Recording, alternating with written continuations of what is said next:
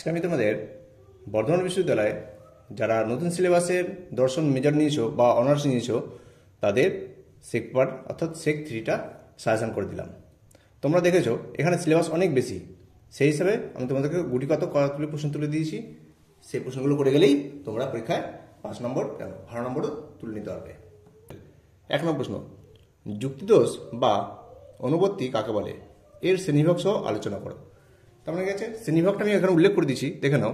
প্রথাগত ও প্রথা বহির্ভূত যুক্তিদোষ, অর্থাৎ প্রথাগত যুক্তিদোষ ও প্রথা বহির্ভূত যুক্তিদোষ। ঠিক আছে, এই প্রশ্নটা তোমরা ভালো মতো করে যাবে।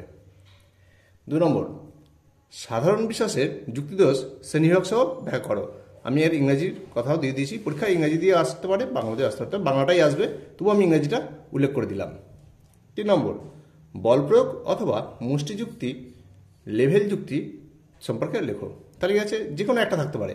তোমরা ভেবো না এটা 3টে প্রশ্ন, এটা একটাই প্রশ্ন একটাই উত্তর।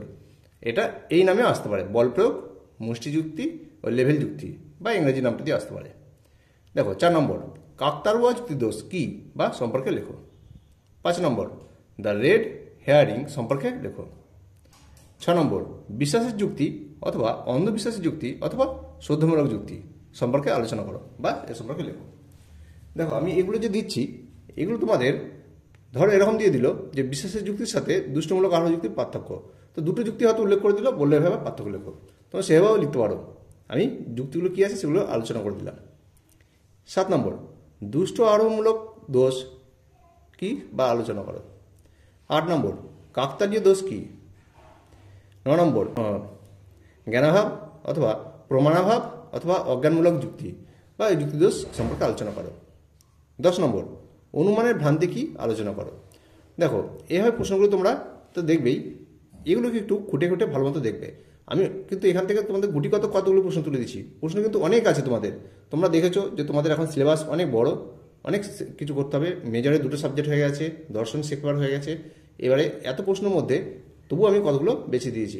দেখো এরপরে কি দিয়েছি, চক্রক দোষ অথবা আশ্রয় থেকে সিদ্ধান্ত বিপর্যয়ের দোষ কি আলোচনা করো। 12 নম্বর, অপ্রত্যাশিত যুক্তি অথবা উপাধি দোষ কি বা সোপাধিক দোষ কি। 13 নম্বর, জটিল প্রশ্নমূলক যুক্তি ছল প্রশ্ন দোষ কি। 14 নম্বর, অনেকাত্মক দোষ বা দ্ব্যর্থকতা দোষ কি বা এ সম্পর্কে আলোচনা করে বা শ্রেণীবিভাগ দেখতে পারো। এটা তোমরা ভালো মতোভাবে স্টার করে দিতে পারো। 15 নম্বর, অবৈধ সমষ্টিকরণ দোষ অথবা সংগ্রহ দোষ কি আলোচনা করো। 16 নম্বর, দুষ্ট উচ্চারণ দোষ, বাচনভঙ্গি দোষ, পদাঘাত দোষ বা স্বরাঘাত অনুপত্তি দোষ সম্পর্কে আলোচনা করো। এই টোটাল আমি তোমাদেরকে 16টা প্রশ্ন দিলাম। 16টা প্রশ্ন ভালো মতোভাবে তোমরা দেখে যাবে। এছাড়াও আরও অনেক প্রশ্ন আছে, কিন্তু তোমরা ফার্স্ট সিলেবাসে দিচ্ছ বলে সেজন্য তোমাদেরকে বেশি আর প্রশ্ন তুলে দিলাম না, মাত্র 16টা তুলে দিয়েছি। 16টার মধ্যে তোমাদেরকে আশা করি সব পেয়ে যাবে কমন। আর চ্যানেলটা ভালো লাগলে অবশ্যই সাবস্ক্রাইব করে রাখবে। তোমাদেরকে এইভাবে প্রত্যেকটা সাবজেক্টে আমি সাজেশন দিয়ে দিচ্ছি, তা তোমরা দেখতে পাচ্ছ আমার ভিডিওতে।